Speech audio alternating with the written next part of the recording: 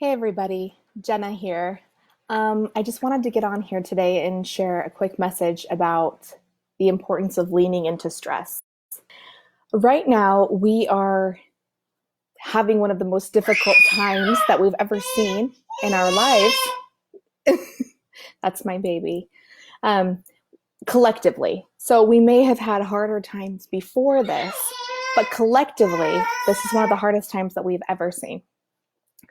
So the importance of leaning into stress is more important now than it maybe has been previously in your life. And so many people struggle with anxiety and these buzzwords, and they're kind of like, well, I sometimes they don't even know why.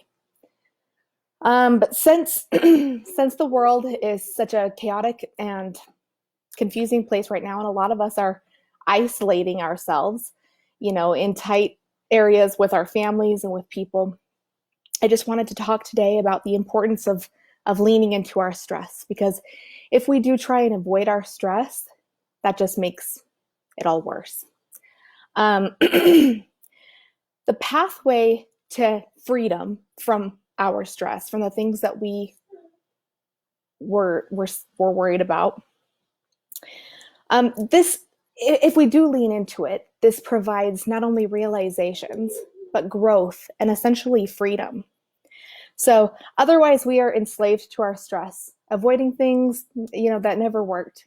As children, we're taught to, when we have a negative emotion, sometimes, not always, but as children, maybe at times, like when you were upset or sad or angry, you heard from somebody who was a caregiver to stop feeling that way. It's like, okay, stop crying, stop feeling this way.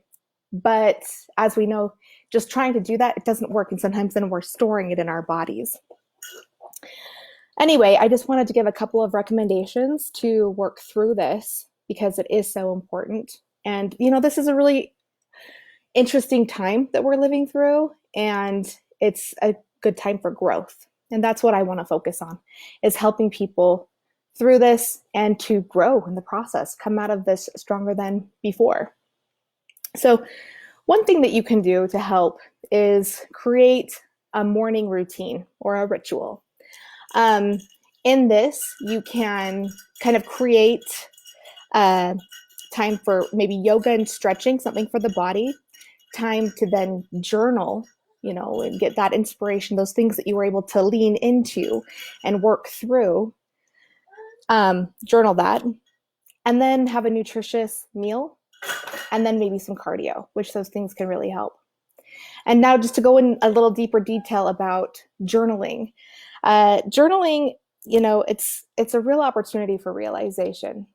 It's really interesting, and the science backs this up, that the mind and the hand have a real connection. So if you're sitting down and you're taking that time to journal through some of the things that you're working on or that have been bothering you, you will be amazed at how effective it can be. So incorporating that after maybe some sort of like a guided meditation, these are on YouTube. You can get an app. I use an app. It's called Calm. It's amazing. I highly recommend it. And then, so this journaling, to be able to sit down and to just go through it, you'll be amazed at what comes out of it. And if anyone wants to go and try this, I would love to be a resource and a support through that. You can reach out to me, instant message me, or write to me right here on my Facebook page. Also, so this nutrition piece. A lot of times people don't understand that sugar can cause a lot of anxiety and unsettling feelings. There's sugar, even if you don't consume candy, you're like, I don't have a lot of cake, I don't have a lot of this sugary foods. But it's surprising how much sugar is in everything. Any boxed foods, cereals, it's really important to eat whole foods, because a lot of times we think that we're consuming a relatively healthy diet, and yet there's so much sugar in that diet, and that can really add to our unsettlement and our anxiety. So whole foods, like not the grocery store Whole Foods, but eating whole foods, and having, instead of having sugar from other foods, because we're going to consume sugar no matter what.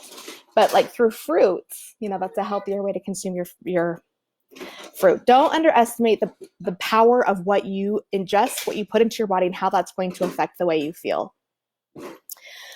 Caffeine can cause anxiety. So watching that caffeine and maybe taking a break from caffeine and seeing how you feel and then adding it in as you go. Alcohol can also cause a lot of unsettlement and anxiety. So it's something to also be aware of, to pay attention to that. And then last but not least, adding some cardio into your morning routine or as a part of your day can also help in aiding your anxiety levels. However, I want to caution on this point. Cardio and exercise can be overdone, and that can be used as a way to avoid. Sometimes people feel, when you get out there and you're doing cardio, your endorphins get going, you start to feel like everything's really going to be okay, and that is a good thing. Unless you never do the above steps that I've mentioned, the previous steps that I've mentioned, which are, that journaling work, the meditation, taking time to sit and do that intrapersonal work, doing that work, that's important. If you're doing that and then adding cardio, then that's very important. Cardio is a very positive thing then. But avoiding the previous steps and just doing cardio, I have been there myself where years I was not living on purpose. I was off purpose, but I was exercising and doing a lot of cardio. And I was able to stay in unsettling times for years of my life because I was using that as a mask. So just keep that in mind. I'd love to talk with you further about that if anyone has any questions. But do not use exercise, cardio, getting those endorphins going as a method of avoidance. That is not good for your mental and emotional health. So keep in mind that stress and discomfort have a very important purpose. It's showing you that something is off purpose, something is not working. So leaning into that, doing that work, going there, experiencing it, letting yourself feel it, and then you can then pass through it. So work through your stress, get on purpose. Again, this is the most difficult time that many of us as a collective society have faced in our lifetimes. Individually, you've maybe had bigger things that have affected you. And that can so like the fact that I had cancer, that's a personal trauma that I have felt many triggers from that experience through all of this. I felt, luckily, I do my work every day, which is something that I want to help others do. So I've been able to work through that. And if you'd like to talk more about that, then please, please, please reach out. Having past trauma in your life can make an experience like this, like what we're going through as a collective whole, can make it a lot harder. So I'm here for you. Keep the hope. We can all get through this. I mean, we're all struggling and we all have our own things that we're dealing with. I love a metaphor that I heard recently that we're all in the same storm, but we're all in our own boats.